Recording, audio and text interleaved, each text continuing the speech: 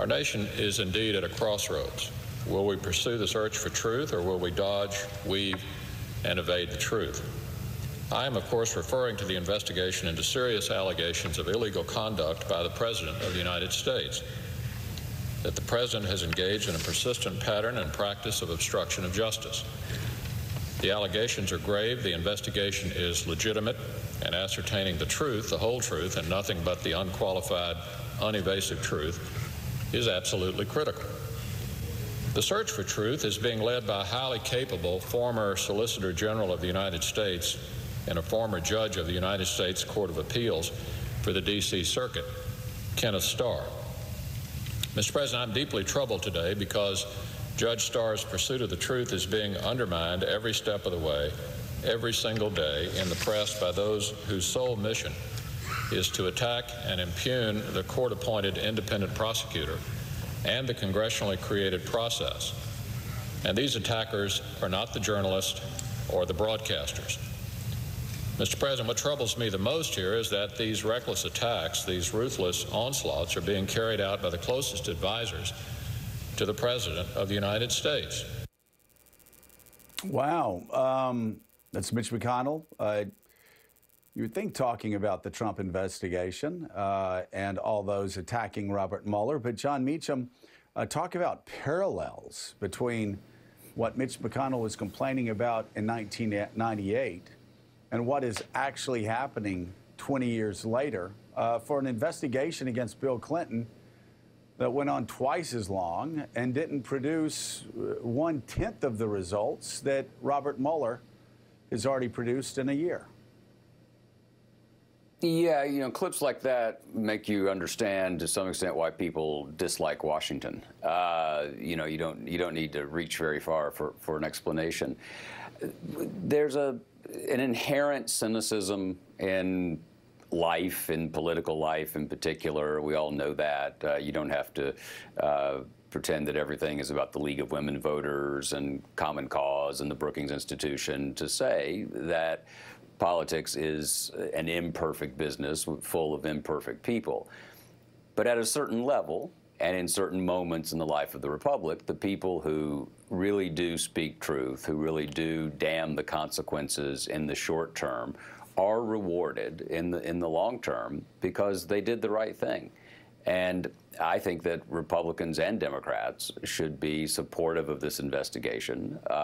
There's clearly probable cause, if not in the legal sense of that, it's certainly in the common sense meaning of it, to support this search for truth. And with all respect to Mayor Giuliani, there is an objective truth. There are objective things known such as facts. And you know, in the middle of the most important interview, arguably in human history, between Jesus of Nazareth and Pontius Pilate, Pilate says, "What is truth?" as kind of a cynical aside. Well, truth is what we can most consciously and most diligently come to. And there's a sign on the wall. We've been talking about the intelligence community. You know, the line from the Gospel of John is on the wall of the George Bush Center for Intelligence in Langley. "Ye shall know the truth, and the truth shall set you free." I think what a lot of people are fearing within the Trump circles is that if people know the truth will actually take them from freedom. Yeah, and how remarkable it is that you have those Mitch McConnell statements, and you can find other Republicans making similar statements in 1998 and 1999, being shocked and distressed that Bill Clinton was engaging in moral relativism and even calling into question the definition of the word is. And there you have Mitch McConnell, of course, attacking the president's men and women for going after the independent counsel at the time. Well, Donald Trump himself, the president himself, just tweeted while we were showing the clip of Mitch McConnell an attack on Robert Mueller, an attack on a Marine, an FBI director, a man who has committed his entire life to service to the United States of America. There is certainly nothing disgraced or discredited about Bob Mueller, and the majority of Americans agree. And as I said before, if the polls taken were elections, Mueller would be beating Donald Trump in a landslide by 20 points in just about every single category.